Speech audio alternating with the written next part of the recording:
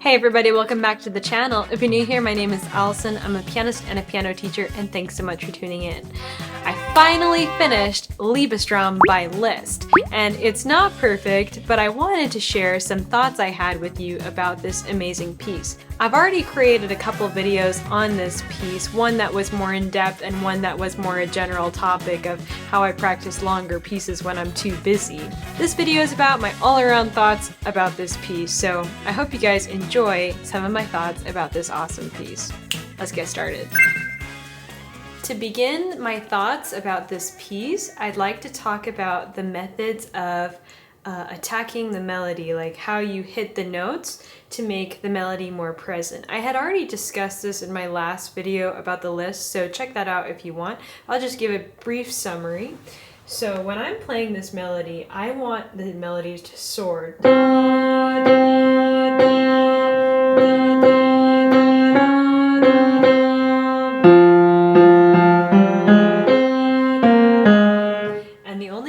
do that is by a bigger arm stroke and hitting that note a little bit faster and more forcefully. And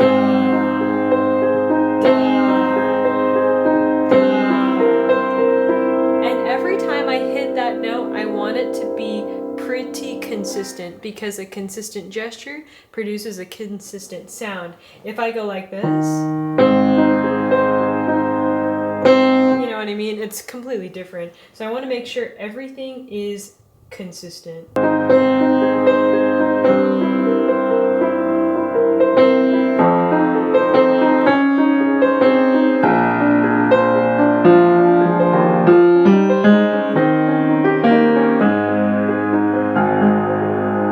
then when I got to this part, I realized it's almost the exact same thing. So I labeled it in my music as A prime.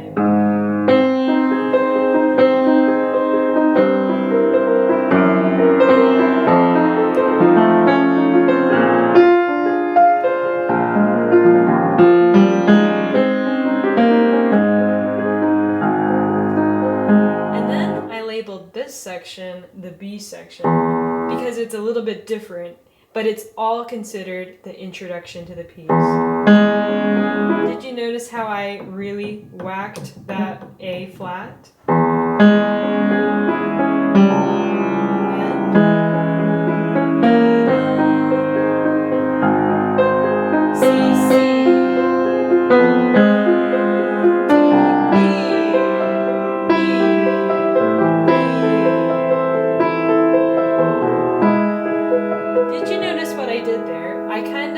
There were 3 E's, and I pressed them all the same, but they slowly got soft and they slowly got slower.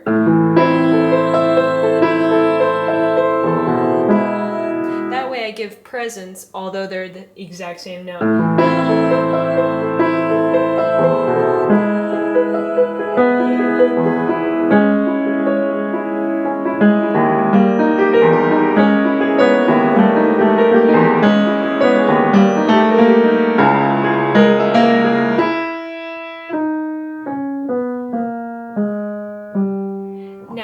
When you heard me play that, did you hear how suddenly it almost felt like everything was accelerating? So it began with that E, and it slowed down. Then, all of a sudden, it got faster.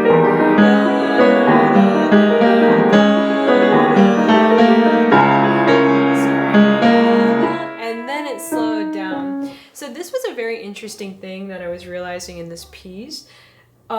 When you have these long, expansive harmonies, for example, in this first section,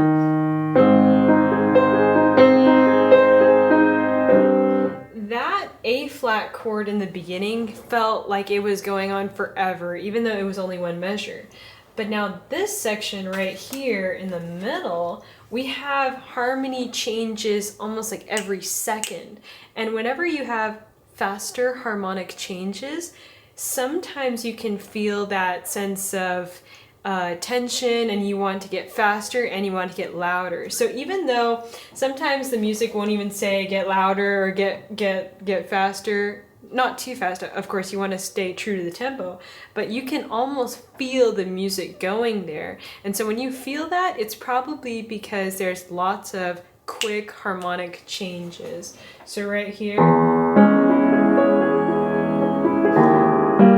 and it's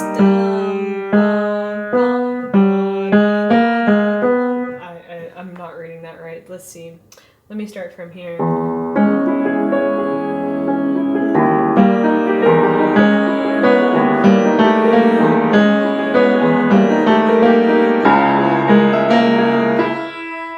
Did you hear all those changes? And now this is a very interesting transition. It took me a long time to get, but the more you repeat it, you start to get it.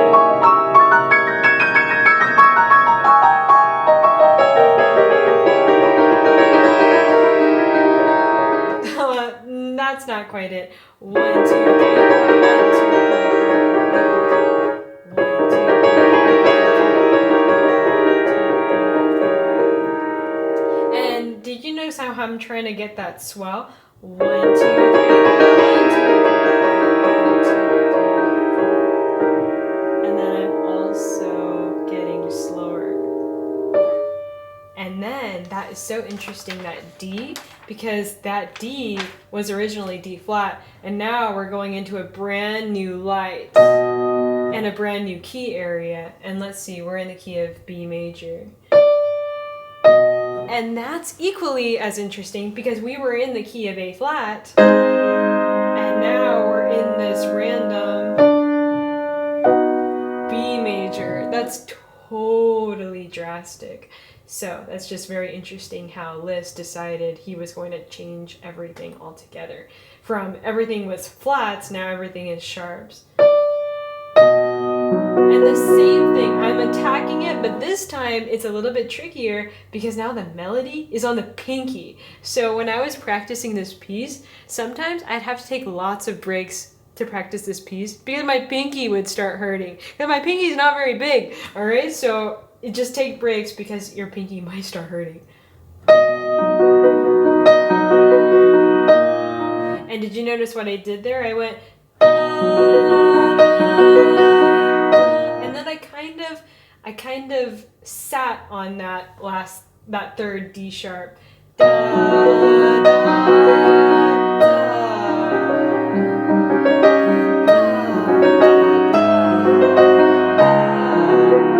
And this middle section, you can have a lot of different tempo expression because it says play with animation and passion. So we want a lot of dramatic stuff going on here.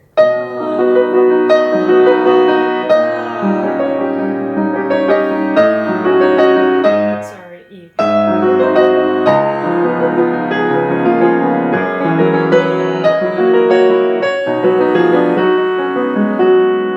Did you notice how I slowed down? And then I got to that other one.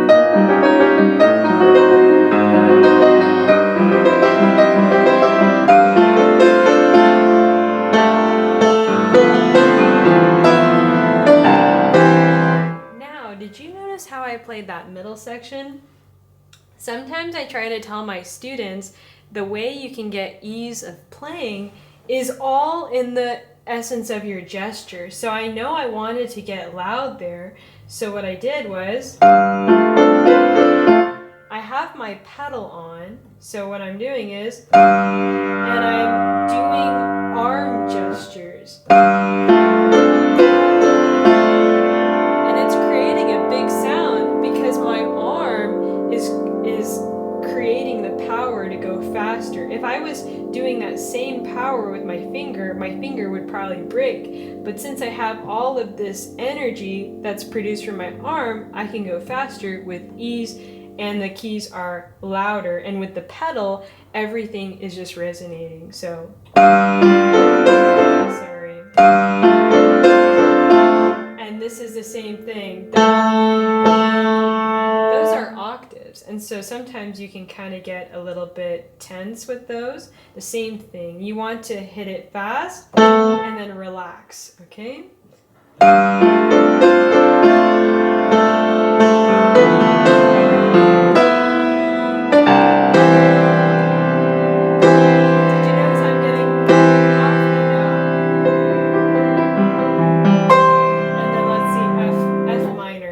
When I play this section, I think in terms of chords. So I think F minor, C major,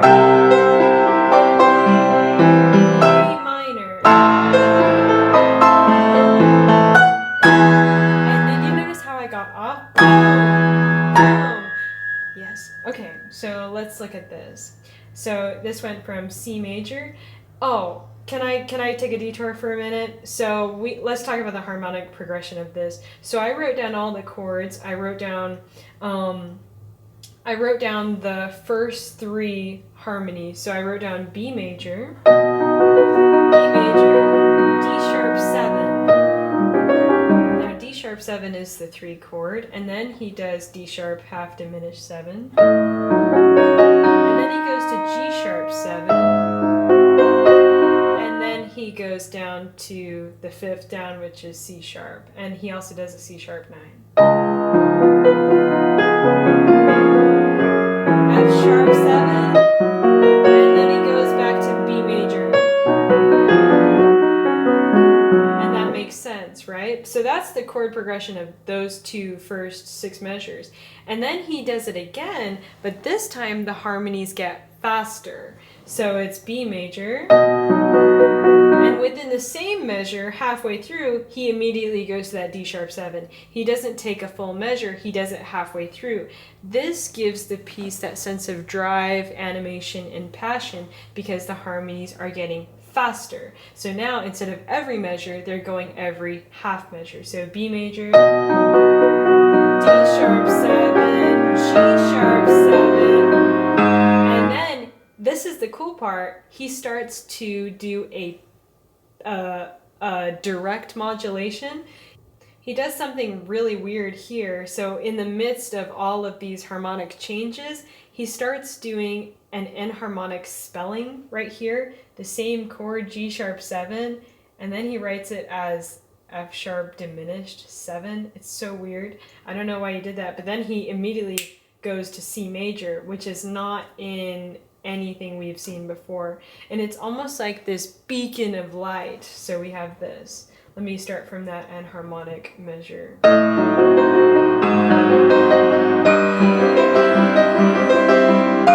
then we have G, all naturals.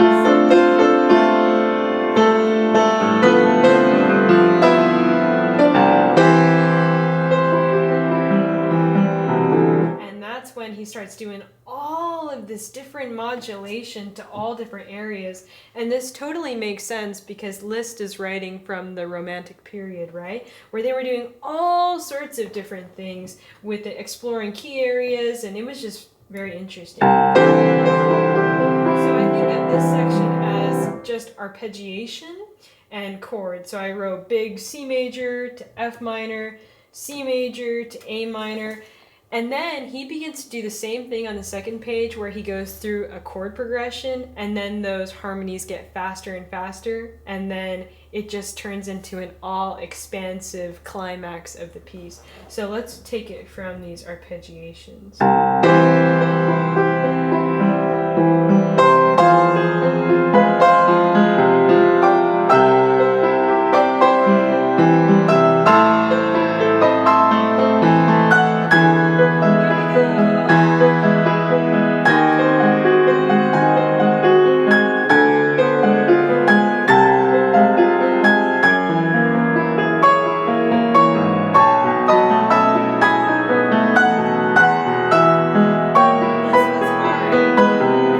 Faster.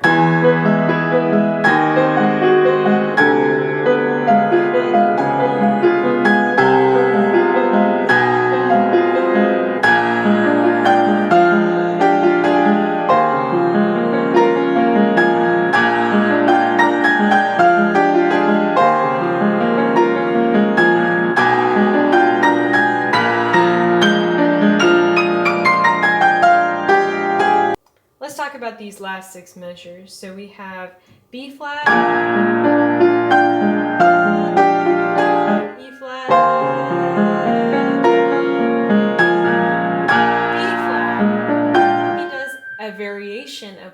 just did da da da with a triplet. Da, da, da. Then he does it again, E flat. Da, da.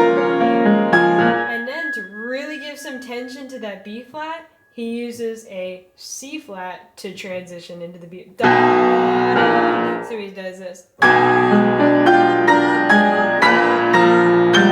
then he basically, it's almost like he's marching to that next change, right? So let's play those 6 measures again. Now you can hear the 3 different variations of what he just did.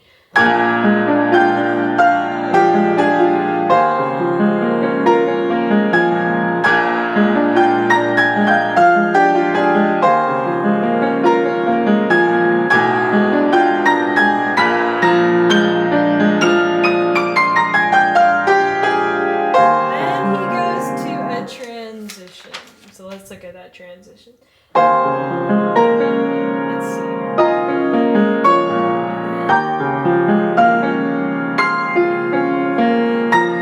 And I love this. And I love how you play that. It's so much fun because you can't see.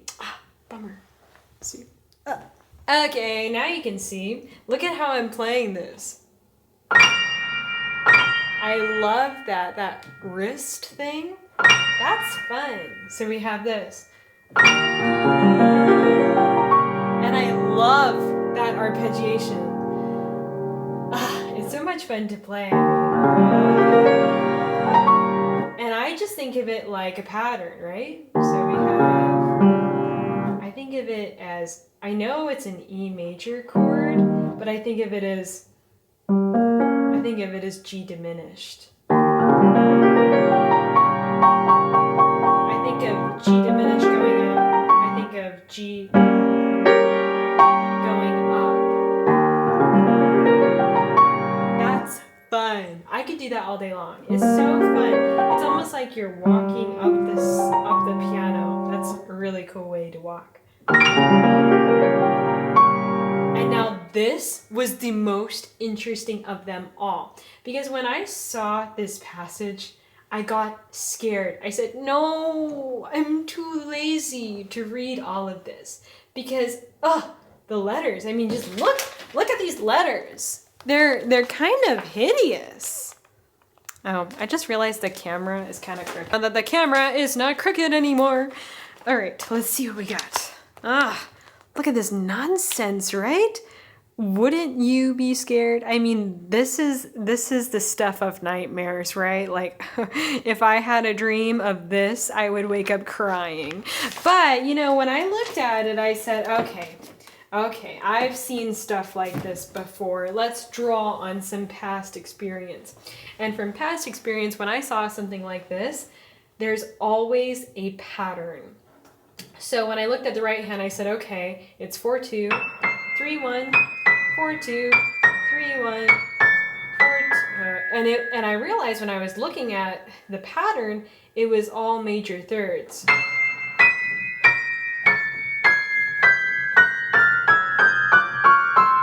And I said, oh my goodness, I don't even need to look at all of those notes. I can just see where it begins and where it ends.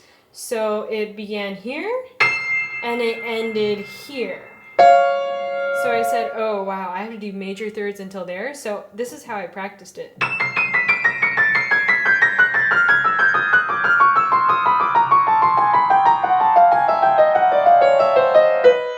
And then I knew I had to stop. Now, to make things worse, I looked at the left hand. I said, okay, that's not a major third. That's a minor third. Whoa, so he wants to do a minor third and a major third, minor third, major third, minor third. But he wants to do it at the same time.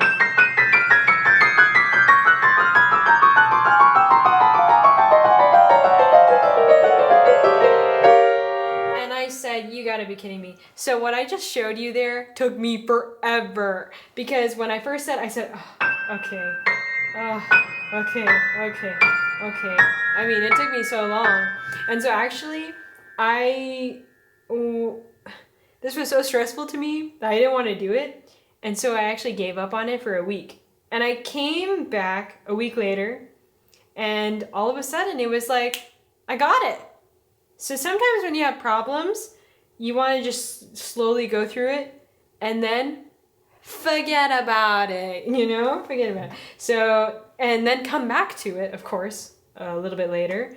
Give it time to marinate over time. And you'll be surprised. It's like how I always say, sleep on it. Sometimes you just need to take breaks. And then when you come back, it'll be like a brand new thing. And you say, oh my gosh, where were you all my life, right? Sometimes when I'm playing this, I honestly have to shut my brain off and just let my muscles do the magic. Because if you think about it, then you start stressing yourself out and you're like, oh my gosh. So you kind of have to be as calm as a cucumber and not even think. I have to literally shut my brain down when I'm playing this and just let them go. Because if I think about it, all of a sudden, my finger muscles get stressed and they can't work anymore. I don't know why that is. So don't be stressed when you're playing crazy stuff like this.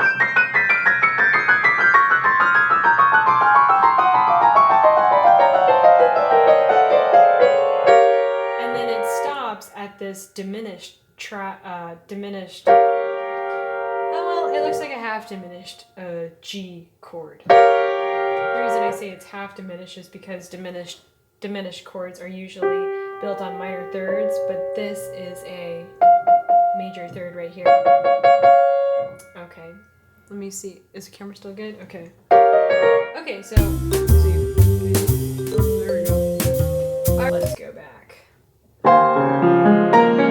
And now this is basically the climax of the piece, right? So we started from this.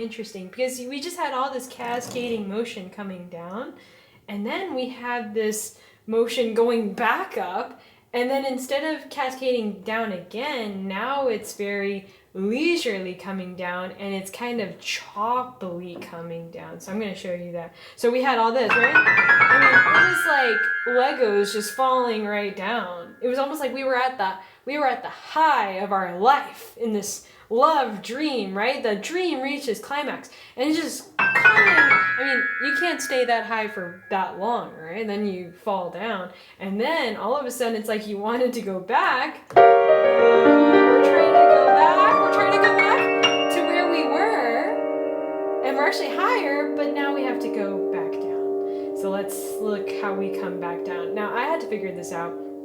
So what I did was, I don't know if you can see these highlights. So I could not remember where some of the notes were, so I had to remember a specific type of pattern. Now let me try to remind myself how I figured that out. So I said, okay, let me look. I see this, right?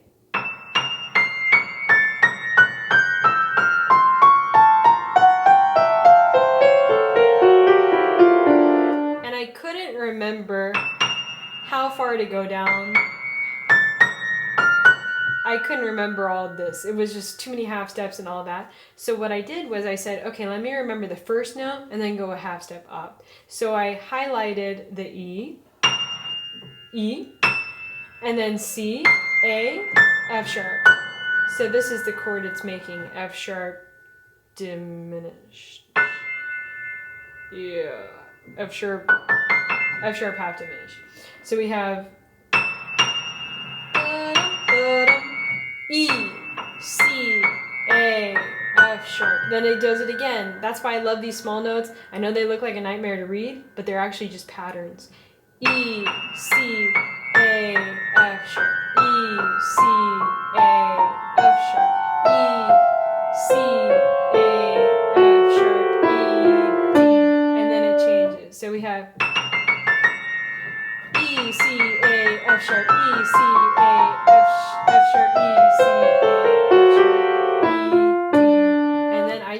practice that all the time.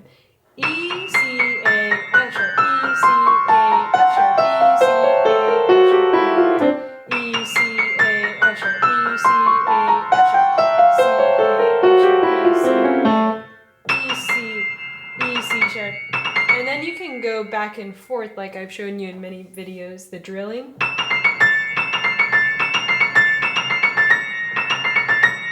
To get faster. E, C, A, F sharp, E. Because if you master one pattern, then you have the whole thing coming down. So you might as well master the one on the top and then copy and paste 3 times, right? E, C, A, F sharp, E. E, C, A, F sharp, E.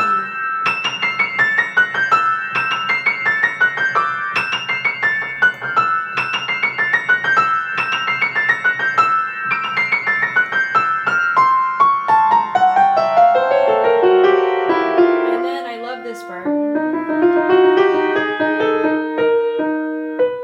And it has this ritardando. Remember, this is ultimate romanticism. This is ultimate expression. Because we just went through all of this stuff, and now we're coming back to where we started. So, and here's something that I would do with this part. So I'm noticing that we have a repeated note, and then we have a melody going up. Now, when I was in college, I learned that this is called a, well, technically no, I wouldn't say this. They call things like where you have this, like you have 2 melodies going away from each other, or 2 melodies that are independent of their own. I kind of consider this as a compound melody because I have this. I have this E against this other note. I have a chromatic scale against repeated E. So that's how I think of it. And I don't want to draw attention to that E. I want to draw attention to that slowly, gradually slowing down chromatic scale. So we have this. So I'm going to do that by methods of the whole idea of gesture, right? I'm going to make that chromaticism a little bit louder and then that E a little softer. So this is all finger independence.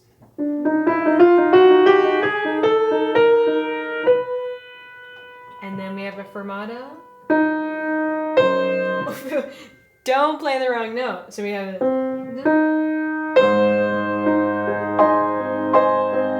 And now, isn't it interesting? We have the whole beginning again, but this time it's an octave higher. Because remember, we had the C in the middle.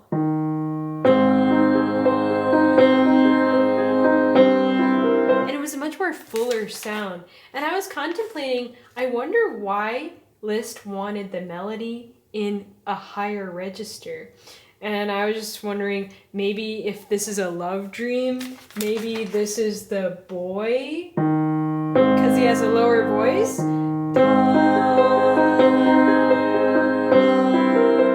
And then all of a sudden this is the girl.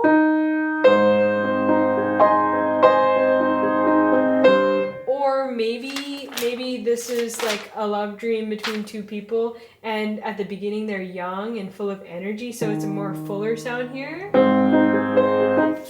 And I guess they grew up and stuff, and now it's a higher, I don't know, comment what you think this love dream is about and why it's now in a higher register. It's just a variation at the end of the day. But it is still programmatic music, so you have to wonder why it's in a higher register. And he's experimenting with these higher registers even over here to embellish this already beautiful melody.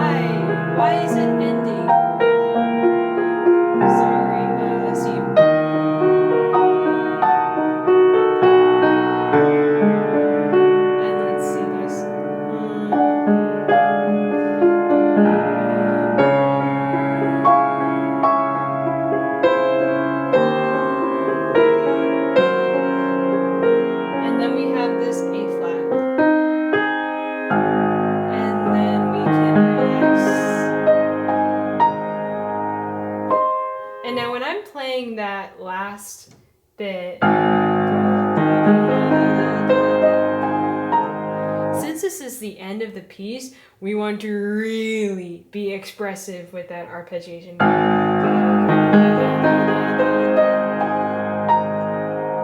So I would sink into that last note, that first note, and slowly walk my way up. And I would kind of rush a little bit in the middle.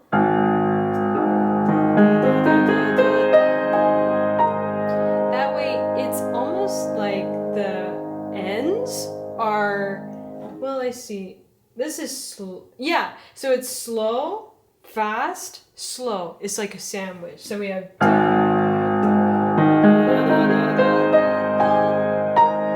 and then take your time. This is beautiful singing.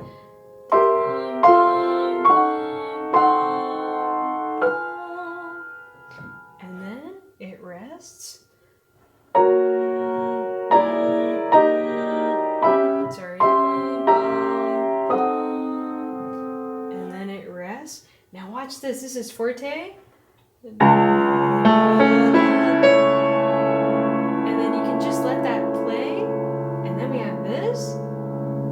Oh, by the way, this when you get to this note right here. Did you notice when I changed my pedal to get from that A flat to that G, I lost the E flat at the bottom.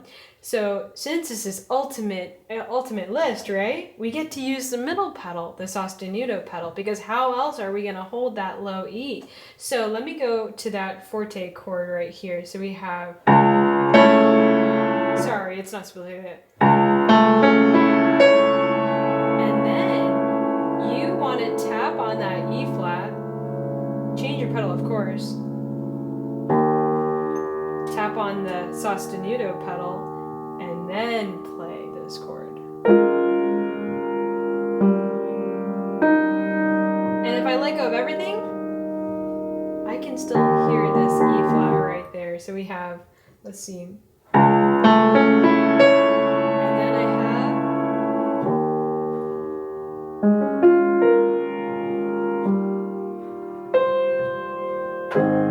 and I'm going to do it again. Hit that A flat with the sostenuto pedal.